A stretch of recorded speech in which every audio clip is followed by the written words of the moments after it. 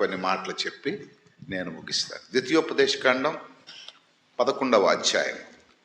ద్వితీయోపదేశకాండం 11వ అధ్యాయం 11, 12 వచనాలు చదువుదాం.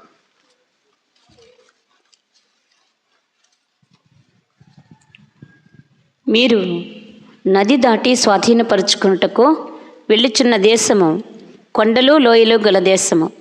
అది ఆకాశ వర్ష జలము త్రాగును. అది నీ దేవుడైన యెహోవా లక్ష్యపెట్టు దేశము. నీ దేవుడైన యెహోవా కన్నులు సంవత్సరాది మొదలుకొని సంవత్సరాంతము వరకు ఎల్లప్పుడూ దాని మీద ఉండును. ప్రియులరా, ప్రిపరేషన్ మెసేజ్. మనం న్యూ ఇయర్లోకి వెళ్ళబోతున్నాం కనుక ఇది లాస్ట్ సండే. దీని తర్వాత 31st నైట్ ఒకటి ఉంటుంది, ఫస్ట్ ఒక మెసేజ్ ఉంటుంది. సాధారణంగా ఎవరినైనా పిలుద్దామని చాలా ప్రయత్నాలు చేశారు. ఈ ఫస్ట్కి 31స్ట్కి పాస్టర్స్ ఎవ్వరూ దొరకరు. పాస్టర్స్ వస్తే సంఘక్షేమం కొరకు మాట్లాడతారు. బహుశా సంఘాలు లేని వారు వస్తే వారు సంఘానికి సంబంధించి మాట్లాడడానికి వారికి అంత సబ్జెక్టు ఉండదు. వాక్యం అందరూ చెప్తారు, కాదని నేను. సేవకుల గురించి చెప్తారు. పిల్లల తల్లి ఎప్పుడైనా సరే పిల్లల్ని ఎలా చూసుకోవాలో ఖచ్చితంగా చెప్పగలరు. పిల్లలు లేనోళ్ళు చిన్నపిల్లల్ని ఎలా చూసుకోవాలో చెప్పలేరు. అలాగనే సేవకులు, అంటే సంఘం ఉన్న సేవకులు సంఘాన్ని ఎలాగ సంరక్షించాలా, ఎలాగ కాసుకోవాలా చెప్పగలరు. నేను 2-3 ప్రయత్నాలు చేశాను, కానీ ఎవరూ మరి నాకు దొరకలేదు. నాకు కొంచెం ఫ్రీగా ఉంటుందని, నాకు కొంచెం రెస్ట్ లాగా ఉంటుందని ఆలోచించాను. అది కాక క్రొత్త వాయిస్ ఒకటి వినడానికి అవకాశం ఉంటుందని, కానీ అవకాశం దొరకలేదు. ఇక్కడ ఈ అధ్యాయంలో ఒక సూచన చెప్తున్నాడు. వెళ్ళబోయే ప్రదేశం, చేయబోయే ప్రయాణం, గమ్యం ఏంటి, ఆ గమ్యాన్ని చేరుకోవడానికి ఏ విధమైన ప్రయత్నం చేయాల. ఈ ప్రయాణంలోనూ ఈ ప్రయత్నంలోనూ నీవు చేసే ప్రయత్నం, దేవుడు నీకు చేసే సహాయం, ఈ 4 అంశాలు కలిసి ఈ మాట రాశాడు ఇక్కడ. ఈ 4 అంశాలు కలిసి అంటే దేవుడు తన సేవకునితో మాట్లాడుతున్న మాటలు ఇవి. ఇప్పుడు చదివితే ఇప్పుడు అర్థం అవుతుంది. మీరు నది దాటి, నువ్వు నది దాటి స్వాధీనపరుచుకొనుటకు వెళ్ళుచున్న దేశము. ఇక్కడ ఆగండి. నువ్వు ఎక్కడికి వెళ్ళబోతున్నావు? నీకు ఒక గురు ఉంది, నీకు ఒకటి ఇవ్వబోతున్నాను. నీకు నేను అది గిఫ్ట్ అనండి, లేకపోతే ఆశీర్వాదం అవ్వండి, అది దీవెనివ్వండి. నువ్వు వెళ్ళబోతున్నావు, దీన్ని దాటి నువ్వు ముందుకు వెళ్ళబోతున్నావు. ఇది విడిచిపెట్టి నువ్వు వెళ్ళబోతున్నావు. దీన్ని వదిలేసి ఒక న్యూ కాన్సెప్ట్కి, లేకపోతే ఒక ప్రదేశానికి వెళ్ళబోతున్నావు. వెళ్ళబోతున్న నీకు నేను కొన్ని చిట్కాలు ఇవ్వాలనుకుంటున్నాను, కొన్ని సూచనలు చేయాలనుకుంటున్నాను. మీరు నది దాటి స్వాధీనపరచుటకు వెళ్ళుచున్న దేశము అంటే నది యువతల ఉండే దేశము కష్టాలు, శ్రమలు, ఇబ్బందులు, ఇరుకులు, లేకపోతే సమస్యలు ఉండే దేశం ఇది. ఈ దేశంలో ఉన్నంతకాలం మీరు ఆర్థిక ఇబ్బందులు, లేకపోతే మానసిక రోగాలు, ఇరుకులు, సమస్యలతో ఉన్నారు. പക്ഷെ 2024 సంవత్సరం మనకుండే పరిస్థితులను బట్టి ఆలోచిస్తే, మనకుండే స్థితిగతులను బట్టి ఆలోచిస్తే, వ్యక్తిగతంగా ఇటు నుంచి వెళ్ళి ఒక పెన్ను కాగితం పట్టుకొని మీరు కూర్చొని ఒక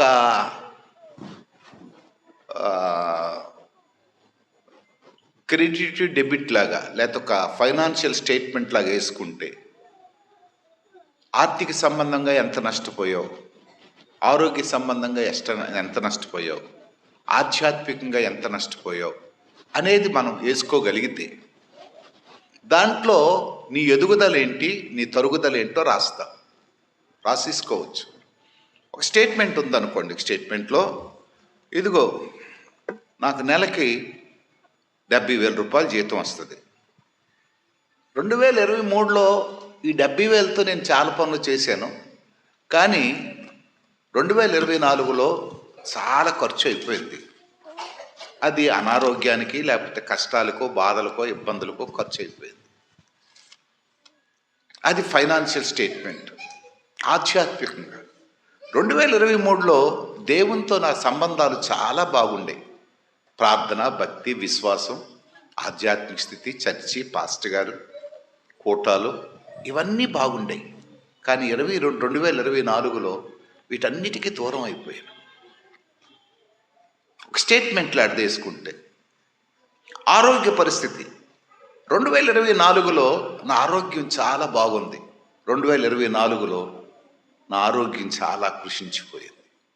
ఇలాగ మనం మానసికంగా ఒత్తిళ్ళు, wife and husband relationship, children parents relationship, మనకుండే సమస్యలు, మనకుండే ఎత్తుపల్లాలు, యవనస్తులైతే ఎడ్యుకేషన్ పరంగా మనం కోల్పోయింది, మనం పోగొట్టుకున్నది, ఉద్యోగస్తులైతే ఉద్యోగ పరంగా మనం కోల్పోయింది, చాలాసార్లు మనం కూర్చొని ఆలోచించడానికి అవకాశం ఉండదు మనకి. దుష్టుడు ఏం చెప్తాడంటే ఎప్పుడు ఆలోచించడానికి అవకాశం ఇవ్వక తొందరపడి మాట్లాడేస్తుంటాం. ఆలోచించడానికి అవకాశం ఉండదు. ఇక్కడ ఈ స్టేట్మెంట్లో ఒక్కసారి మనం చూస్తే, ఈ స్టేట్మెంట్ ఒక పక్క పెట్టుకుంటే, ఇప్పుడు దేవుడు ఒక స్టేట్మెంట్ చెప్తున్నాడు. ఇదిగో ఇవన్నీ పక్కకు పెట్టి, కానీ ఈ 2025లో నీకు ఒక మార్గాన్ని చూపిస్తున్నాను. నువ్వు వెళ్ళబోయే ప్రదేశం, నేను ఇవ్వబోయే ప్రదేశం, నేను ఇవ్వబోయే ఆశీర్వాదం, నేను చేయబోయే నీ జీవితంలో కార్యాలు వేరుగా ఉన్నాయి. దీనికి నువ్వు చేయవలసింది ఏంటంటే ప్రయాణం చేయాలి. ఈ ప్రయాణంలో ఎదుర్కోవలసిన సమస్యలు కొన్ని ఉన్నాయి. ఈ సమస్యలు ప్రతివానికి ఉంటాయి. భారతదేశ ప్రధాని దగ్గర నుంచి కూలి చేసుకున్న కూలివాడి వరకు కూడా సమస్య అనేది ఎవరికి లేనివాడు ఎవరు ఉండరు. ధనవంతుడి దగ్గర నుంచి దరిద్రుడి వరకు సమస్యను ఎదుర్కొంటూ వెళితేనే మనిషి జీవితం. ఇక్కడ దేవుడు ఈయనతో చెప్తున్న మాటలు ఏంటంటే, చదువమ్మా. మీరు నది దాటి స్వాధీనపరుచుకుంటకు వెళ్ళుచున్న దేశము కొండలు లోయలు గల దేశము. కొండలు లోయలు గల దేశం అంటే మీ ప్రయాణంలో మీకు ఎదురవుతున్న పరిస్థితులు నేషనల్ హైవే లాగా ఉండదు. ఆశీర్వాదం ఉంది అవతల, దీవెన అవతల ఉంది. కానీ మీ ప్రయాణం ఎలాగుండాలంటే, మీ ప్రయాణంలో మాత్రం చాలా అపశృతులు ఉన్నాయి. ఈ అపశృతుల్లో కొన్నిసార్లు బ్రేక్ వేయాలా, కొన్నిసార్లు ఫస్ట్ గేర్లోకి రావాలా, కొన్నిసార్లు చాలా కష్టం. కొండలు లోయలు ఈ రెండింటికి వేరియేషన్ ఏంటంటే, కొండ ఎత్తుకుంటుంది, లోయ చాలా లోతుకుంటుంది. అంటే మానవ జీవితం సస్యశ్యామలం కావాలంటే, మానవ జీవితం ఆశీర్వాదకరంగా ఉండాలంటే ఈ రెండు జీవితంలో తప్పవు. మీదకి ఎక్కాలా, కిందకి దిగాల. ఉన్నతమైన స్థితికి ఎక్కాలంటే మనిషి అలసిపోతాడు. కొన్నిసార్లు ఎక్కలేం,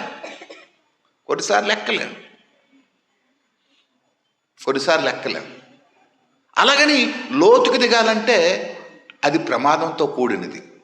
ఎక్కిన తర్వాత మరల మీదకి రావడం కష్టమవుతుంది. కూలిపోవచ్చు, పడిపోవచ్చు, జారిపోవచ్చు. అంటే దేవుడు ప్రతి మాటలో కూడా ఒక రహస్యంతో కూడిన మర్మాన్ని దాటాడు. నేనైతే మంచి ప్రదేశాన్ని ఉంచాను మీకు, నేనైతే ఒక వాగ్దాన ప్రదేశాన్ని ఉంచాను మీకు, నేనైతే ఒక ఆశీర్వాదపు ప్రదేశాన్ని ఉంచాను. ఎందుకంటే నేను ఇచ్చింది ఎప్పుడు కూడా క్షేమకరమైనది ఇస్తాను. నేను ఇప్పించింది ఎప్పుడు కూడా మేలుకరమైనదే ఇస్తాను. నేను ఇవ్వబోయేది మనుషులకి ఎప్పుడు చెత్తది ఇవ్వను. కానీ దానిని నువ్వు రిసీవ్ చేసుకోవాలంటే, దానిని నువ్వు సొంతం చేసుకోవాలంటే, దానిని నువ్వు మరి స్వీకరించాలంటే ఖచ్చితంగా కొండలు లోయలు దాటాల. కొండలు లోయలు దాటాలి. ఈ కొండలు లోయలు దాటినప్పుడు నీకు కొన్ని టెస్టులు వస్తాయి. కొన్నిసార్లు ఎక్కలేవు, కొన్నిసార్లు దిగలేవు. దిగినప్పుడు జారిపోతుంటావు, ఎక్కినప్పుడు పడిపోతుంటావు. దాని గురించే నేను ఈరోజు మీకు చెప్పాలనుకుంటున్నాను. 2025లో ఇవి నీకు ఎదురవుతుంటాయి, ఎక్కాలనుకుంటావు. 24లో ఉండే ఫెయిల్యూర్స్, 24లో ఉండే సక్సెస్, ఈ రెండింటిని ముడివేసుకొని అబ్బో అక్కడ ఫెయిల్ అయిపోయాను కదా, దాన్ని మనం పక్కకు పెట్టి ఇక్కడ సక్సెస్ అవ్వాలంటే ఈ ఫెయిల్యూర్స్ని పక్కకు పెట్టాలా అని అనుకుంటా ఇలా ఉండకూడదు. లైఫ్ ఇలా చేయకూడదు, మనం ఇలా ప్రయాణం చేయకూడదు, ఇలా ముందుకు వెళ్ళకూడదు. వెళితే మన జీవితం ఫెయిల్ అయిపోద్ది అని అనుకుంటాం. కానీ ఈ కొండలు వచ్చినప్పటికీ ఈ తొందరలో అలసిపోయి చాలాసార్లు మనం మారిపోతుంటాం.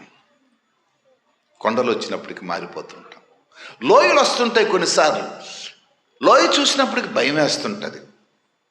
దిగిపోవడం సులువే, కానీ ఆ లోయలో నుంచి మరలా అప్పెక్కాలంటే చాలా కష్టం. చదువమ్మా. లోయలు గల దేశం, అది ఆకాశ వర్ష జలము త్రాగును. అది నీ దేవుడిని యెహోవా లక్ష్యపెట్టు దేశం. చూడండి, సరే ఈ దేశం ఎలా ఉన్నా సరే అది ఆకాశ వర్ష జలము వర్షజల దేశం. త్రాగు. అది ఆకాశపు వర్షము త్రాగును అంటే అర్థం ఏంటంటే అది సస్యశ్యామలమైన నీటి సమృద్ధి కలిగిన దేశం అని అర్థం. అంటే అక్కడే రాస్తున్నాడు, కొండలు లోయలు నువ్వు దాటిన వెంటనే నీకేమొస్తుంది? ఆకాశ వర్ష జలం, ఆశీర్వాదం, సమృద్ధి. కొరత లేని ప్రదేశానికి వెళతావు, చాలా అద్భుతమైన దేశానికి వెళతావు.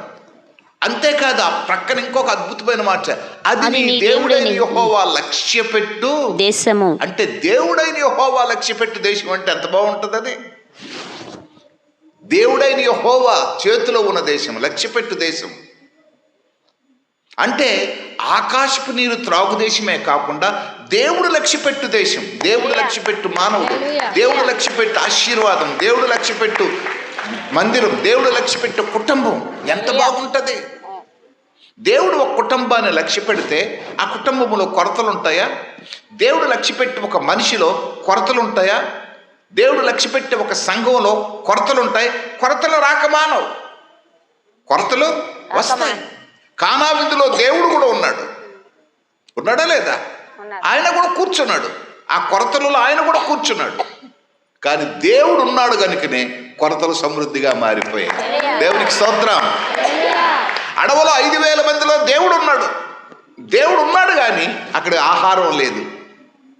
ఆహారం లేకపోయినా సమృద్ధి అయిన ఆహారం, మిగిలిపోయినంతగా ఆహారం పెట్టాడు. ఎందుకు తెలుసా? దేవుడు ఉన్నాడు అక్కడ.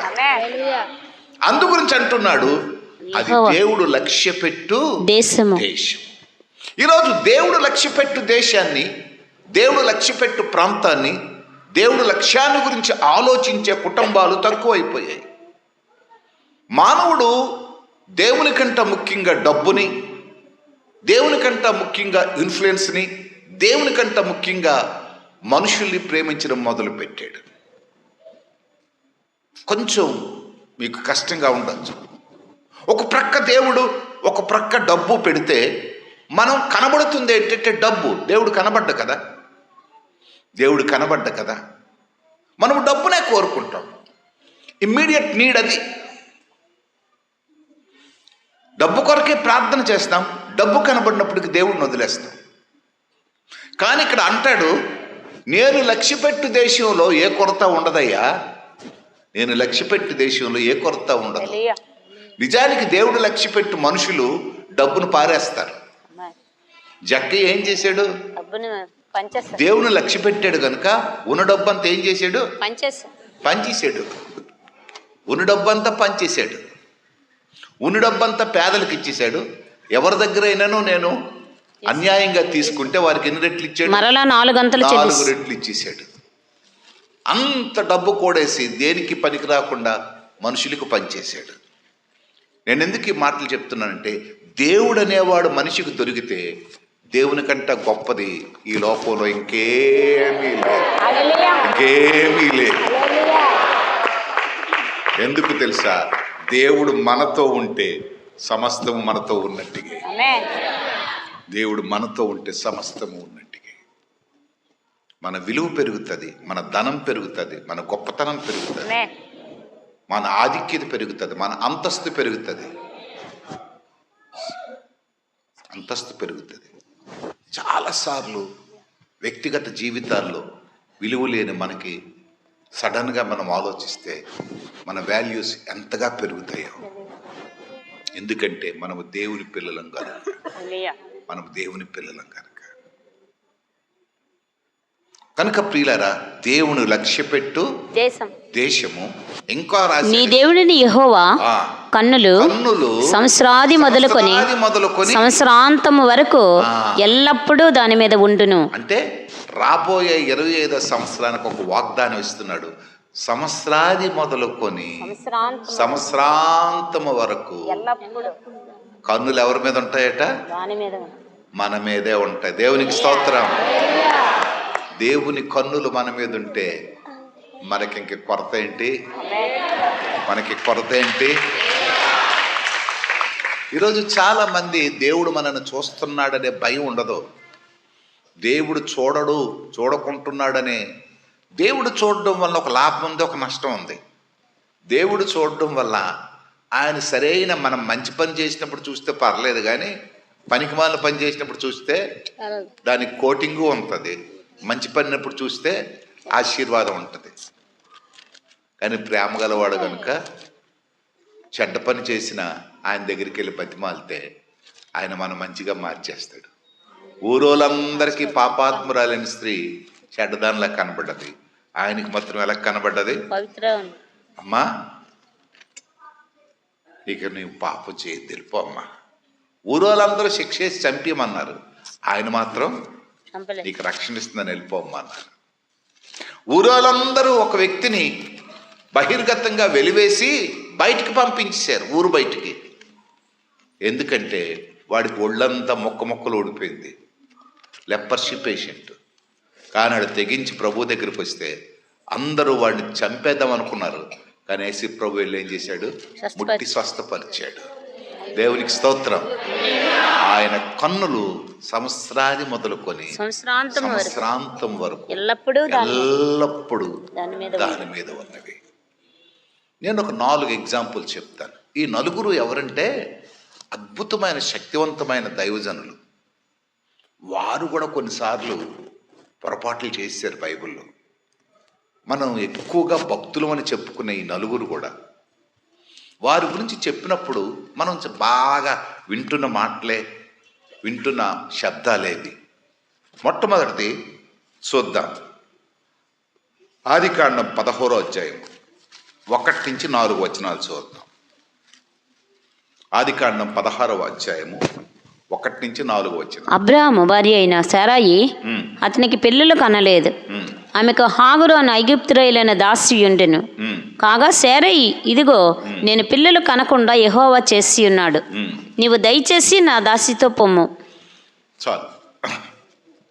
అబ్రహాము చాలా భక్తిపరుడు, నీతిమంతుడు, పరిశుద్ధుడు, దేవునికి విధేయుడు, ఇన్ని అనుభవాలు కలిగిన వాడు. చాలా కాలంగా దేవుడిచ్చిన వాగ్దానానికి లోబడి వాగ్దానాన్ని చూస్తున్నాడు. ఏంటంటే దేవుడు ఏం చెప్పాడంటే, నీకు సంతానాన్ని ఇస్తాను, ఈ సంతానం తప్పకుండా నీకు ఇచ్చిన సంతానమే సమస్త మానవాలు అవుతుంది అని చెప్పాడు.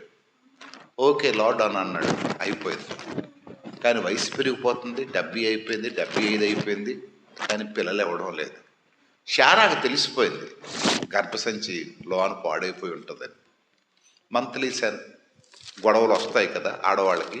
అది చూసి అనుకుంది, నాకు ఇంక పిల్లలు పుట్టు అనుకుంది. పిల్లలు పుట్టు అనుకొని శారా వచ్చినప్పుడు ఐగుప్తురాయలను ఒకదాన్ని బానిసగా తెచ్చుకుంది. ఎవరిని? జాగ్రత్త వినండి, ఎవరిని తెచ్చింది? హాగరు ఎవరు? జాగ్రత్త వినాలా. శారా ఎవరు? ఇశ్రాయేలీయురాలు. శారా ఎవరమ్మా? శారా దేవుని జనాంగానికి సంబంధించింది, హాగరు దెయ్యం జమానానికి సంబంధించింది. విగ్రహారాధికురాలు. దేవుని ప్రజలను హింసించి దేవుని ప్రజలను నాశనం చేయడానికి ప్రయత్నించిన ఫరో యొక్క సమాజానికి సంబంధించింది హాగర్. అబ్రహాంకి తెలిసి ఎవరు బాబు మా మధ్యన ఉండొద్దు, నువ్వు వెళ్ళిపో అని ఇష్మాయిల్ పంపించేస్తాడు. పంపించేస్తే భూములు గీములు ఇచ్చి నీకు ఒక పని మనిషిని కూడా ఇస్తాను తీసుకెళ్ళిపో అని చెప్పి ఎవరికి ఇస్తాడు పని మనిషిగా? సరే, హాగర్ని ఇస్తాడు. హాగర్ ఎవరు? దెయ్యం మనిషి అన్నమాట. ఈయన దేవుడు మనిషి. చాలాసార్లు పొరపాట్లు ఎక్కడ జరిగిపోతాయంటే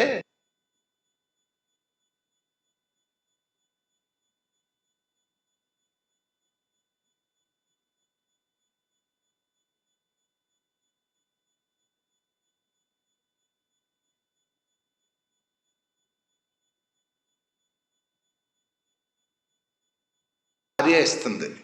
ఏంటి సలహా ఇస్తుంది? అయ్యా ఆవిడతో వెళ్ళిపో, పర్లేదు, పర్మిషన్ ఇచ్చేసింది. ఏ మగోడికైనా భార్య ఇలాంటి పర్మిషన్ ఇస్తే ఏటి చేస్తాడాడు? ఎంత నీతివంతుడైనా ఎంత పరిశుద్ధుడైనా మగవాళ్ళందరికీ తెలుస్తుంది. అది ముసలోడు ఒకటి కదా, రకటగా వెళ్ళాడు, లోనికి వెళ్ళి షర్ట్ ఇప్పించాడు, టీ షర్ట్ వేసుకున్నాడు. ఎందుకంటే హాగరు కుర్రపిల్ల. టీ షర్ట్ వేసుకొని వచ్చేసాడు హాగరు. బెడ్రూమ్ పద అన్నాడు, వెళ్ళిపోయాడు. వెళ్ళిపోయి ఇద్దరు కలుసుకున్నారు. కలుసుకుంటే ఏం పుట్టిందండి? ఇష్మాయేలు పుట్టాడు. ఇష్మాయేలు పుట్టాడు. అంటే దేవుని ప్రజల ఇంట్లోకి ఇప్పుడు ఎవరు వచ్చారు? దుష్టుడు వచ్చేసాడు. శపితపూరితమైన జనాంగము దేవుని చేత అభిషేకించబడి, దేవుని చేత వాగ్దానం చేయబడి, దేవుని చేత ప్రారంభించబడిన పిలువబడిన అబ్రహాం ఇంటిలోకి ఇప్పుడు దుష్టుడు వచ్చేసాడు. నేను ఎందుకు ఈ మాటలు చెప్తున్నాను సార్? చాలాసార్లు ఒక చిన్న పొరపాటు మన జీవితాలను ఎంత నాశనం చేస్తుందో. దాని కొరకే అబ్రహాముకు రావాల్సిన ఆశీర్వాదం 25 సంవత్సరాలు లేట్ అయిపోయింది. ఎంతకాలం అయిందండి? ప్రియులారా, ఎత్తైన కొండలు లోయలు ఉంటాయి. దేవుని వాగ్దానం ఒకటి ఉంది, ఇదిగో నేను నీకు తీసుకువెళ్తాను, వాగ్దాన దేశానికి తీసుకువెళ్తాను రా. కానీ వచ్చినప్పుడు జాగ్రత్త, ఈ కొండలు లోయలు నువ్వు దాటుకొనే రావాలా. వచ్చినప్పుడు నువ్వు ఒంటరిగా రావు, నా కనుదృష్టి నీ మీదే ఉంటుంది. దేవుడు చూస్తున్నాడు మీద నుంచి, దేవుడు చూస్తున్నాడు. మీరు ఒక మాట అడగొచ్చు, అయ్యా చూస్తున్నవాడు అబ్రహాంతో మాట్లాడొచ్చు కదా, మాట్లాడి ఏంటి అబ్రహాం నువ్వు చేస్తున్న పని అని అనొచ్చు కదా. దేవుడు అలాగ అంటాడు. ఒక వాగ్దానం ఇచ్చిన దేవుడు అలా చెప్పడం. చూస్తే ఇక్కడ మీరు 17వ అధ్యాయము 20-21 వచ్చిన చదవండి. ఆదికాండం 17వ అధ్యాయం 20-21. ఇష్మాయేలును గూర్చి నీవు చేసిన మనవి నేను వింటిని. మళ్ళీ చూడండి, అబ్రహాం ఏం చేశాడంటే, శారా ఆడిని బయటికి పంపించమంటే ఆగర్ను బయటికి పంపించేసినప్పుడు అబ్రహాం ఏంటి చేస్తాడంటే ప్రార్థన చేస్తాడు. ఎందుకంటే తనకు పుట్టాడు కదా, అయ్యా ఈ ఇష్మాయేల్ను బయటికి పంపించేస్తాను, కొంచెం దీవించిన ఆయన అంటాడు. దేవుడు ఏమంటున్నాడు ఇక్కడ? ఇష్మాయేలును గూర్చి నీవు చేసిన మనవి నేను వింటిని. ఇదిగో నేను అతనిని ఆశీర్వదించి అతనికి సంతానాభివృద్ధి కలుగజేసి అత్యధికంగా అతని విస్తరింపజేసేదను. దేవునికి స్తోత్రం. చూసారా దేవుని వాగ్దానం ఎలాగున్నాయో? ఎందుకంటే నిన్ను నేను ఆశీర్వదించాను గనక, నీకు కొడుకు గనక నిన్ను ఆశీర్వదించి అతనికి సంతానాన్ని కలుగు చేసి ఇంకా కిందకి రాస్తాడు. ఇప్పుడు ఆ ఆశీర్వాదమే మన దేశానికి కొంప ముంచింది. అప్పుడు దేవుడిచ్చిన ఆశీర్వాదమే. అతడు 12 మంది రాజులను కనెను. 12 మంది రాజులను కనెను. అతనిని గొప్ప జనముగా చేసేదను. గొప్ప. ఇప్పుడు ముస్లిమ్స్ అందరూ ఎవరంటే ఇష్మాయేలు సంతానం. ఇశ్రాయేలు మధ్యనుంది, చుట్టూ దేశాలన్నీ ఎవరివి? ముస్లిమ్స్ దేశాలు. బైబిల్ ఎంత ఖచ్చితం చూడండి, బైబిల్ ఎంత ఖచ్చితం చూడండి. ఇక్కడ బైబిల్లో రాశాడు ఇష్మాయేలును అత్యధికంగా ఆశీర్వదిస్తానన్నాడు. ప్రియులారా, ముస్లిమ్స్కున్నంత డబ్బు, అరబ్ కంట్రీస్కున్నంత డబ్బు ప్రపంచంలో ఎవరికి లేదు. అరబ్ కంట్రీస్కున్న దుబాయ్, ఈ ప్రదేశాల్లో విపరీతమైన డబ్బు. కానీ ఇశ్రాయేలుకున్న తెలివితేటలు ప్రపంచంలో ఎవడికి లేవు. లేవు. దేవునికి స్తోత్రం. నేను ఎందుకు ఈ మాటలు చెప్తున్నానంటే, కొండలు లోయలు ప్రయాణం చేయవలసిన అబ్రహాం టక్కన పడిపోయాడు. వాగ్దానాన్ని స్వతంత్రించుకోవలసిన ఆ అబ్రహాము గొప్ప జనముగా చేసేదననే మాటను విడిచిపెట్టి ఒక్కసారి సమాజానికి ఆశీర్వాదానికి బదులు చిన్న కీడును తెచ్చిపెట్టాడు. ఎవరైనా విశ్వాసులకు తండ్రి. రెండోది చూద్దాం.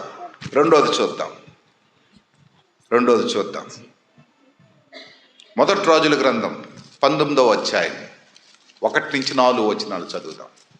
మొదటి రాజుల గ్రంథం 19వ అధ్యాయం 1-4 చదువుదాం. ఏలియా చేసినదంతయ్యను, అతడు ఖడ్గము చేత ప్రవక్తలను అందరినీ చంపించిన సంగతియును ఆహాబు యెజెబెలునకు తెలియజెప్పగా యెజెబెలు ఒక దూత చేత ఏలియాకి ఈ వర్తమానము పంపించెను. రెండోది, మొదటిది ఎవడు ఓడిపోయాడు? ఎవరి చేతిలో ఓడిపోయాడు? అబ్రహాము భార్య చేతిలోనే. బలమైన భర్త ఎవరి చేతిలో ఓడిపోయాడు? విశ్వాసులకు తండ్రి ఎవరి చేతిలో ఓడిపోయాడు? భార్య చేతిలోనే. అందరు చెప్పండి, భార్య చేతిలోనే. ఆడవాళ్ళందరూ భార్య చేతిలోనే. రెండోది, ఏలియా గారు. ఈయన ఎంత గొప్పోడంటే రాజుతో ఫైటింగ్కి వెళ్ళాడు. ఈయన రాజుతో ఫైటింగ్కి వెళ్ళి రాజుని దబాయించి, ఏ రాజా ఆహాబు, నీ దేశంలో వర్షం పడకుండా చేసేస్తాను జాగ్రత్త అని అన్నాడు. మొత్తానికి వర్షం పడలేదు. 3.5 సంవత్సరాలు వర్షం పడలేదు. అయిపోయింది. మళ్ళా వర్షం పడమంటే పడ్డది. అంటే ఏలియా అంత ప్రార్థనాపరుడు, వీరుడు ఎవరు లేరు. ఏలియా కూడా మన వంటి స్వభావం కలిగిన వాడే. ఇటువంటి వాడు ఒక ఆడదాయి కబురు పంపించింది. ఏంటని? రేపటి వేళకు నేను నీ ప్రాణమును వారిలో ఒకని ప్రాణము వలె చేయని. మగోడు జడిచాడంటే అర్థం ఉందండి. ఎవడో జడిచాడు? శ్యామలరావు, వింటున్నావా? ఎవరో జడిచాడు? ఆడదాన్ని జడిచిపోయాడు. మగోడు జడిచాడంటే అర్థం ఉంది. ఆడదాన్ని జడిచాడు. పోనీ రాజుగారు కబురు పెట్టారంటే అర్థం ఉంది. రాజుగారి భార్య కబురు పెట్టింది. ఏంటని? రేపు ఈ టైంకి నీ ప్రాణం అయిపోద్దానంటే ఎలాగ ప్రార్థన చేస్తున్నాడు ఈ ప్రవక్త? ఇంతకు ముందు వర్షాన్ని శాసించిన ఈ ప్రవక్త ఏమంటున్నాడు? కాబట్టి అతడు ఈ సమాచారం తెలుసుకుని లేచి తన ప్రాణం కాపాడుకొనుటకై పోయి యూదా సంబంధమైన బెర్షెబకు చేరి అచ్చట ఉండమని తన దాసునితో చెప్పి తాను ఒక దిన ప్రయాణం అరణ్యంలోనికి పోయి ఒక బదరీ వృక్షం క్రింద కూర్చుండి మరణాపేక్ష కలవాడై యెహోవా.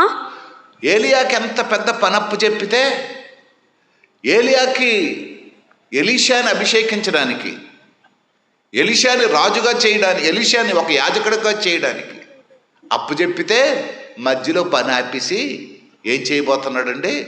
మరణాపేక్ష కలిగిన వాడై. దేవుడు మనకి ఒక పని అప్పు చెప్పినప్పుడు ఆ పని కొరకై మనం ముందుకు సాగాలి. కానీ కొండలెక్కిపోయి, లోతుల్లోకి వెళ్ళిపోయి, గొయ్యిల్లోకి వెళ్ళిపోయి దిగిపోకూడదు. ఏమని ప్రార్థన చేస్తున్నాడండి? మరణాపేక్ష గలవాడై యెహోవా, నా పితరుల కంటే నేను ఎక్కువ వాడను కాను, ఇంత మట్టుకు చాలును, నా ప్రాణం తీసుకునిమని ప్రార్థన చేస్తారా? నన్ను చంపి అని. ఒక ప్రవక్త చేసిన ప్రార్థన అనేక మందికి బ్రతికించే సర్వ సమాజానికి వర్షాన్ని కుమ్మరించిన ఏలియా ఇప్పుడు ఏమంటున్నాడు? నా ప్రాణం పోయేటట్టు చెయ్యి. దేవుని వాగ్దానాన్ని స్వతంత్రించుకున్న అబ్రహాము భార్య చెప్పినట్టుగా విని దేవునికి దూరం అయిపోయాడు. ఒక ఆడదాని పెట్టిన కబురు విని ఏలియా చచ్చిపోవడానికే ప్రయత్నం చేసి వెళ్ళిపోయాడు. ఇలా ఆలోచించండి. యెహోవా కన్నులు సంవత్సరాది మొదలుకొని సంవత్సరాంతము వరకు నీ మీద నా మీద ఉంటాయి. ఇలాంటివి చాలాసార్లు తొందరపడిపోతారు కొంతమంది. చిన్న చిన్న పనులకు చచ్చిపోతే బాగున్ను, ఎందుకు ఈ జీవితం, ఎందుకు ఈ బ్రతుకు, అల్లాలు అలాగన్నారు, ఇల్లు ఎలాగన్నారు. చాలా తప్పు. చచ్చిపోతే నువ్వు డైరెక్ట్గా నరకానికి వెళ్ళిపోతావు. చచ్చిపోతే ఎక్కడికి వెళ్ళిపోతావు? దేవుడు మరణం ఇవ్వకుండా నువ్వు చనిపోతే నరకం తప్పించి ఇంకొకటి ఉండదు. నరకానికి వెళ్ళడానికి ఎందుకు ఈ బ్రతుకు? ఈరోజు చాలామంది డిప్రెషన్లో చేసే పనులు తీసుకునే రాంగ్ డెసిషన్స్. ప్రవక్తలే ఇలాంటి పని చేస్తుంటే, ప్రవక్తలే ఇంత పనికిమాన పని చేస్తుంటే ఆలోచించండి. యోనా కూడా అదే సావుకి కారకుడైపోయాడు. యోనా కూడా అంటున్నాడు, నేను చనిపోవాలనుకుంటున్నాను, నన్ను చంపేయి. పిల్లలు ఎందుకు ఈ మాటలు చెప్తున్నానంటే, నువ్వు వెళ్ళబోయే ప్రయాణంలో అపసత్తులు రాక మానవు, అపజయాలు రాక మానవు, ఎత్తుపల్లాలు ఉండక మానవు. కానీ సంవత్సరాది మొదలుకొని సంవత్సరాంతం వరకు ఆయన కనుదృష్టి నీ మీద ఉంది. నీ అపజయాలు ఆయన చూస్తున్నాడు, నీ కన్నీటిని ఆయన చూస్తున్నాడు, నీ వేదన ఆయన చూస్తున్నాడు, నువ్వు రోధించే రోదన ఆయన చూస్తున్నాడు, నీ బాధలు ఆయన చూస్తున్నాడు, నీ కష్టాలు ఆయన చూస్తున్నాడు, నీ శ్రమలు ఆయన చూస్తున్నాడు, నువ్వు కృంగిపోతూ చచ్చిపోవాలనుకుంటే ఆయన చూస్తున్నాడు. ఆయన నిన్ను విడిచిపెట్టడు. 2024 వెళ్ళిపోయింది, 2025 మాత్రం సిద్ధపడిపో. అపజయాలు రావని అనుకోవద్దు, ఎత్తుపల్లాలు రావని అనుకోవద్దు. ఎత్తుపల్లాలు వస్తాయి, కానీ ఆ ఎత్తుపల్లాల్లో జయించే దేవుడు నీతో ఉన్నాడన్న సంగతి మర్చిపోవద్దు. నడిపించే దేవుడు నీతో ఉన్నాడన్న సంగతి మర్చిపోవద్దు. ఆ ఎత్తుపల్లాల్ని సరిచేసి అందులో నుంచి నిన్ను బయటికి లాగే దేవుడు నీతో ఉన్నాడన్న సంగతి మర్చిపోవద్దు. మర్చిపోతే నీ జీవితం వ్యర్థం, నీ ప్రార్థన వ్యర్థం. మోషే చూస్తే మోషే ఏం చేశాడో చూద్దాం. మోషే ఏం చేశాడు? అపోస్తుల కార్యం 7వ అధ్యాయము 29వ వచనం. అపోస్తుల కార్యం 7వ అధ్యాయము 29వ వచనం.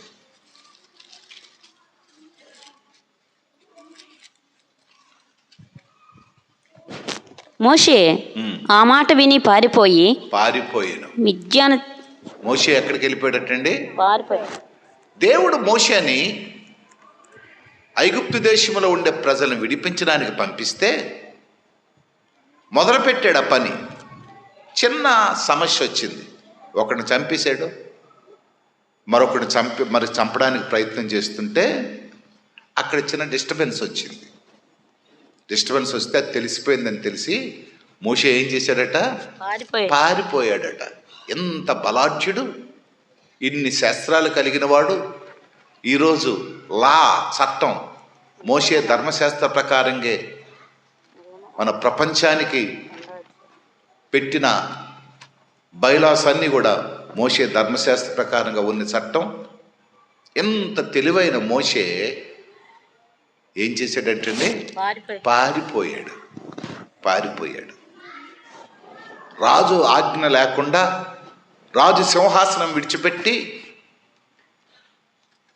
కిరీటం పక్కకు పెట్టేసి, రాజదండను పక్కకు పెట్టేసి, రథాలు పక్కకు పెట్టేసి ఎక్కడికి పారిపోయాడు అంటారు?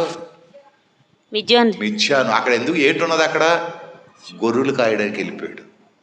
చూడండి, అంటే దేవుడు ఏమన్నాడంటే ఎత్తుపల్లాల నుంచి నిన్ను నడిపిస్తానయ్యానంటే ఈయన ఏం చేశాడంటే ఎత్తైన శిఖరాన్నించి పల్లంలోకి పడిపోయాడు, కొండలో నుంచి గుంటలోకి పడిపోయాడు, లోయలోకి పడిపోయాడు.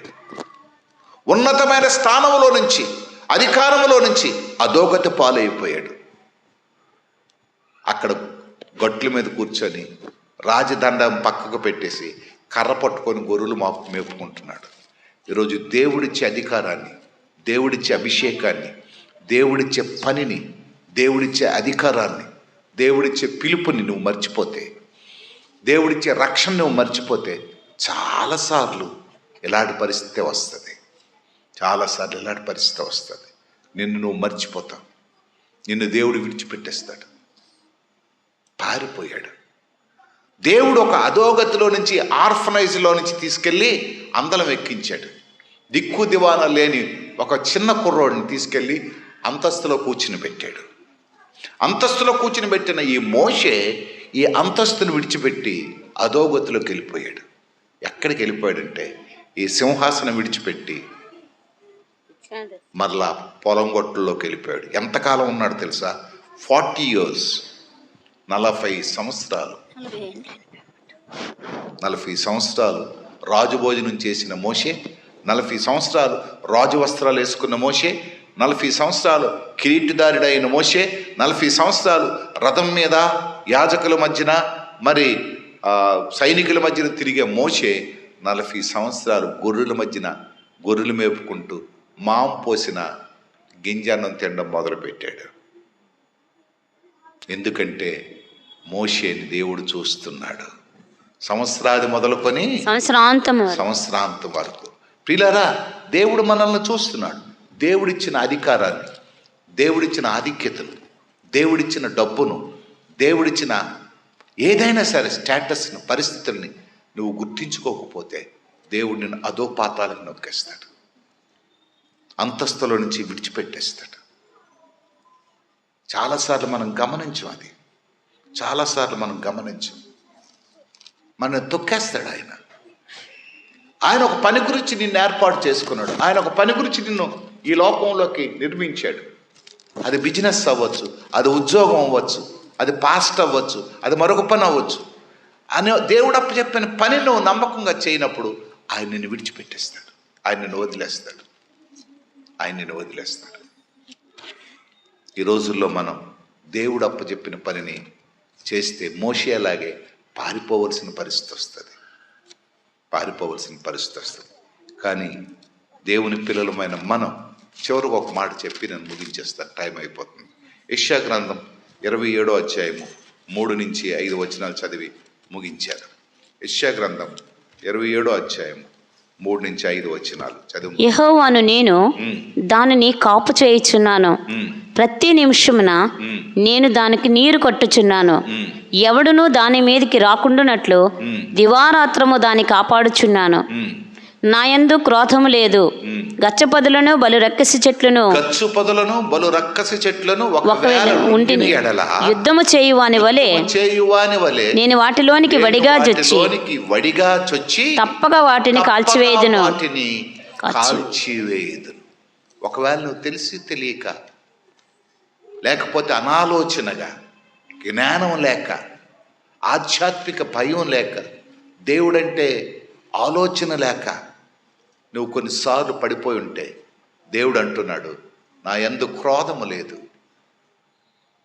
మీకుండే పౌరుషం, మీకుండే రోషం నాకు లేదు. నేనేం చేస్తాను తెలుసా? క్రోధం లేదు నాకు. గచ్చు పొదలను బలు రక్కస చెట్లను ఒకవేళ నుండిన ఎడల యుద్ధము చేయువాని వలె నేను వాటిలోనికి వడిగా చొచ్చి తప్పక వాటిని కాల్చివేయుదును. ఎప్పుడంటే ఇదిగో ప్రభా నా జీవితం ఓడిపోయాను, నేను ఇదిగో ప్రభా నా జీవితంలో ఓడిపోయాను.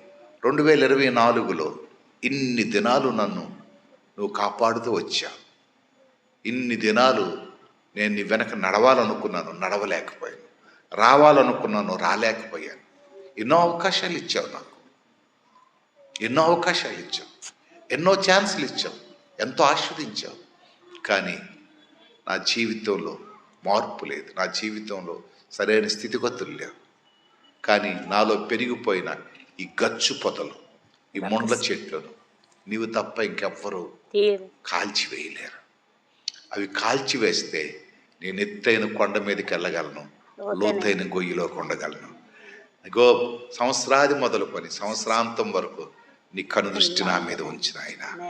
ఇగో రాబోయే సంవత్సరం నాకు దీవెనకరంగా ఉంచు నాయన. రాబోయే సంవత్సరం నాకు ఆశీర్వాదకరంగా ఉంచు. నా ఇంటి చుట్టూరు, నా బ్రతుకు చుట్టూరు ఉండే గచ్చు పొదలు, మొల్ల తొప్పులు తీసివేయి నాయన.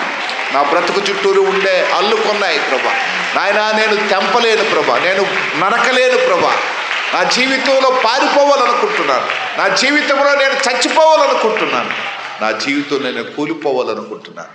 కానీ నీకు అప్పచెప్పుకుంటున్నాను, నా యందు క్రోధము లేదు, గచ్చు పొదలను బలు రక్కసి చెట్లను ఒకవేళ నుండి ఎడల యుద్ధము చేయువాని వలె నేను వాటిలోనికి వడిగా చొచ్చి తప్పక వాటిని కాల్చివేయుదునని నీ వాగ్దానం నా పట్ల నెరవేర్చండి, నా పట్ల నెరవేర్చండి. ఈరోజు నీకు నేను అర్పించుకుంటున్నాను. మోషే పారిపోయాడు ప్రభా, ఏలియా మరణాపేక్షతో చచ్చిపోతానంటున్నాడు ప్రభా. అబ్రహాము భార్య మాట విని నీ వాగ్దానానికి దూరం అయిపోయాడు ప్రభా. యోనా చచ్చిపోతాను అనుకున్నాడు ప్రభా. నాకు అవన్నీ వద్దు ప్రభా. నేను బ్రతకాలనుకుంటున్నాను, నేను ఆశీర్వింపబడాలనుకుంటున్నాను, నేను నీతో ఉండాలనుకుంటున్నాను. నీ కనుదృష్టి నా మీద ఉందనే ధైర్యం, ఇదిగో ప్రభా నీ ఆశీర్వాదం నాకు కావాలనే ఆలోచన నాకు ఉంది. ఇదిగో నాలో ఉండే గచ్చు పొదలు ముళ్ళ తుప్పులు తీసివేసి నువ్వు కలిసి జీవిద్దాం ప్రభా. రాబోయే సంవత్సరం అంతా కూడా ఆశీర్వాదకరమైన సంవత్సరంగా, దీవెనకరమైన సంవత్సరంగా నన్ను నా కుటుంబాన్ని ఉంచు ప్రభా అని అందరం ప్రార్థన చేసుకుందాం.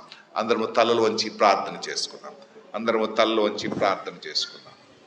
ప్రభానికి స్తోత్రం, ప్రభానికి స్తోత్రం తండ్రి, ప్రభానికి స్తోత్రం.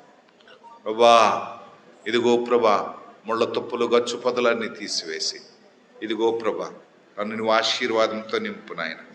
ఎన్నో ఛాన్సులు ఇచ్చావు, ఎన్నో అవకాశాలు ఇచ్చావు, నాకు ఎన్నో ప్రభా అవకాశాలు ఇచ్చావు. కానీ వాటన్నిటికీ నేను దూరం అయిపోయాను ప్రభా. ఇదిగో నేను మర్చిపోయాను ప్రభా, నేను విడిచిపెట్టేశాను ప్రభా. ప్రభా నేను దూరం అయిపోయాను ప్రభా. నన్ను మరొకసారి జ్ఞాపకం చేసుకో, మరొకసారి జ్ఞాపకం చేసుకో ప్రభా. పారిపోయే నేను, చనిపోవాలనుకున్న నేను, నిరాశతో ఉన్న నేను, ఇదిగో ప్రభ 2025లో ఇదిగో ప్రభ శక్తి నొందిన వాడినై, బలము నొందిన వాడినై. ఇదిగో ప్రభ ఆ శక్తితో నేను ముందుకు సాగిపోయేవాడిగా నన్ను దీవించిన ఆయన, నన్ను దర్శించిన ఆయన, నన్ను బలపరచిన ఆయన, నన్ను భద్రపరచిన ఆయన. ఇక నుంచి నేను ఒక నూతనమైన ప్రయాణం చేయడానికి సహాయం దయచేయ ప్రభాని ప్రార్థన చేసుకుందాం, ప్రార్థన చేసుకుందాం.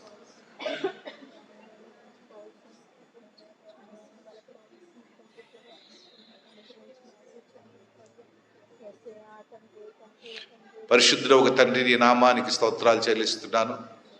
ఉదయకాల సమయంలో నేను స్తుతిస్తున్నాను, కనపరుస్తున్నాను ప్రభా. ఇదిగో నీ మహిమ కొరకు వందనాలు, నీ కృప కొరకు వందనాలు. నువ్వు మమ్మల్ని బలపరిచిన దేవుడు, మమ్మల్ని భద్రపరిచిన దేవుడు, మమ్మల్ని ఆశ్రదించిన దేవుడు. ఇదిగో ప్రభున దయగల తండ్రి, నీ సన్నిధి కాంతిలో మమ్మల్ని బలపరిచి భద్రపరచండి. నిరాశతో ఉన్న మా జీవితాలు, ప్రాణభయంతో ఉన్న మా జీవితాలు ఇదిగో నీ కృపలో భద్రపరిచి బలపరిచి, ఇదిగో నాతో మీరున్నారని, మా కుటుంబంతో నువ్వు ఉన్నావని, మా ఫ్యామిలీ అంతటిలో ప్రభా నీ సన్నిధిని మేము అనుభవిస్తున్నామని, మాకుండే ఆపదలు ఇదిగో ప్రభున దయగల తండ్రి చీకులు చింత వీటన్నిటినీ తొలిసివేసి తీసివేసి నిత్యము నీతో కొనసాగడానికి, నిత్యము నీతో ముందుకు కొనసాగడానికి నీ సహాయాన్ని దయచేయండి. మమ్మల్ని బలపరచండి, భద్రపరచండి, మేలుతో నింపండి, కృపతో కప్పండి.